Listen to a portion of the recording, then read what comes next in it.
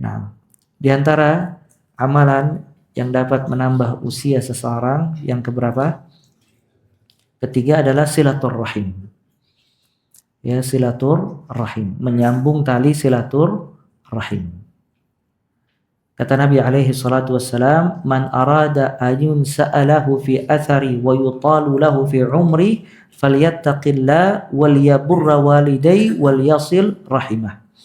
Barang siapa yang ingin dipanjangkan usianya, ya, dijaga nama baiknya dan ditambah rezekinya, maka dia bertakwa kepada Allah, dia berbakti kepada kedua orang tuanya, dan dia menambung tali silaturrahim. Ini juga keutamaan menyambung tali silaturrahim. Tali silaturrahim ya ikhwah, itu tidak seperti ziaratul ashab, ziarah ke teman-teman. Di kita ngumpul sama teman kantor itu ditulis silaturrahim. Reuni reuni teman-teman sekolah baik SMP, SMA dan seterusnya ditulis menyambung tali silaturrahim. Itu bukan tali silaturrahim, itu namanya ziarah. Dan ziarah itu amalan tersendiri dan dianjurkan di dalam agama Islam, ziaratul ikhwan, mengunjungi saudara dan berjumpa dengan teman. Silaturrahim itu menyambung yang ada kaitan rahim dengan kita. Para ulama menjelaskan apa itu rahim, siapa rahim kita. Rahim kita adalah yang haram dinikahi oleh kita. Kalau misalnya satu laki-laki, satu perempuan, maka kalau dia haram untuk dinikahi, maka itu masuk di dalam rahim. Yang berkaitan dengan rahim. Makanya dia haram dinikahi oleh kita.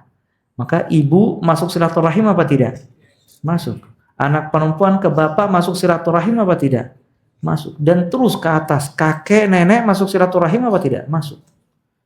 Ke bawah, anak masuk silaturahim apa tidak? Masuk. Cucu masuk silaturahim. Ke samping, bibi, ammah, paman dan bibi dari pihak bapak silaturahim karena haram untuk dinikahi. Oleh karena itu, ya, tidak boleh di dalam Islam seseorang menikahi ponakan dan bibinya secara langsung. Ya, jadi antum nikah sama perempuan. Ternyata perempuan ini punya bibi, cantik bibinya. Udah Ustaz sekalian aja dua. Sama bibinya anak nikahi. Nah, nggak boleh digabungkan antara si keponakan dengan bibinya. Karena itu menjaga rahim. Supaya tidak terputus. Tapi kalau misalnya memang si istrinya udah meninggal, dia ingin menikahi si bibi perempuan itu baru boleh. Ya. Nah, ini silaturrahim karena berkaitan dengan rahim.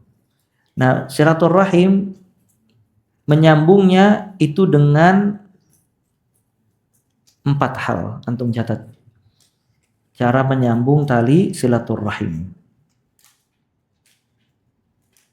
Dengan 4 hal.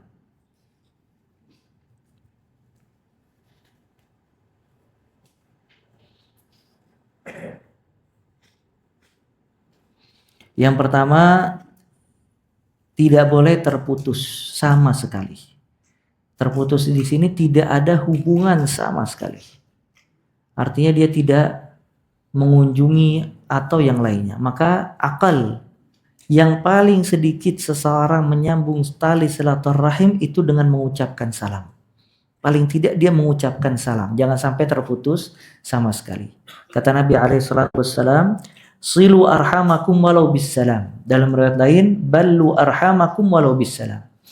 Sambunglah tali silaturrahim walaupun dengan mengucapkan salam.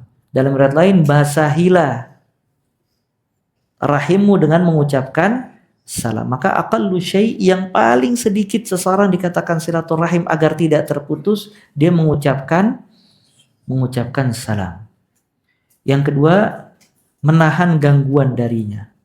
Artinya dia tidak boleh mengganggu, baik dengan lisan ya atau dengan perbuatan.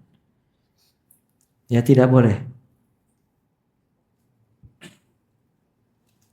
Ya, di antara syu'batul iman, bagian dari iman, imatatul adha 'anit thariq, menghilangkan gangguan dari jalan. Kalau misalnya menghilangkan gangguan dari jalan saja, kita dianjurkan dalam agama Islam agar orang yang lewat tidak terkena gangguan tersebut. Bagaimana dengan adanya kaitan rahim?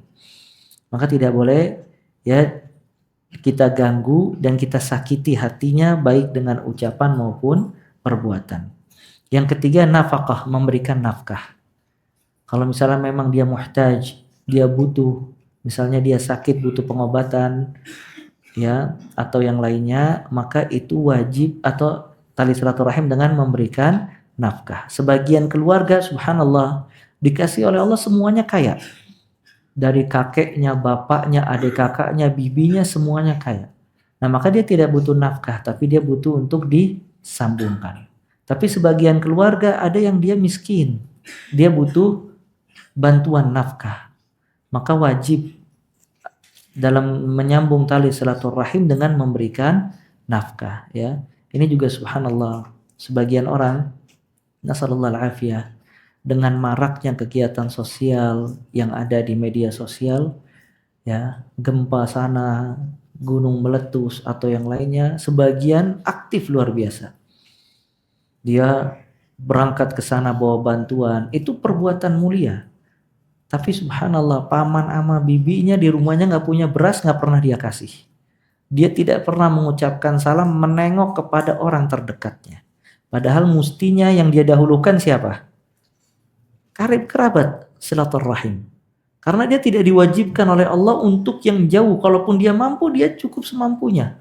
Yang besar-besar itu sebenarnya yang paling wajib naungan pemerintah. Karena pemerintah yang memiliki tanggung jawab penuh untuk membantu kaum muslimin pada saat itu. Cuman silaturahim dia siapa yang wajib bantu? Kalau bukan dia. Ya, nah maka ini juga kesalahan fatal sebagian orang, terlalu semangat dalam kegiatan-kegiatan yang sifatnya baik, tapi dia meninggalkan yang jauh lebih utama yang Allah wajibkan atas dirinya dibandingkan hal tadi. Bisa difahami ya? Dan yang terakhir, yang keempat, mendoakan. Dia senantiasa mendoakan karib kerabatnya.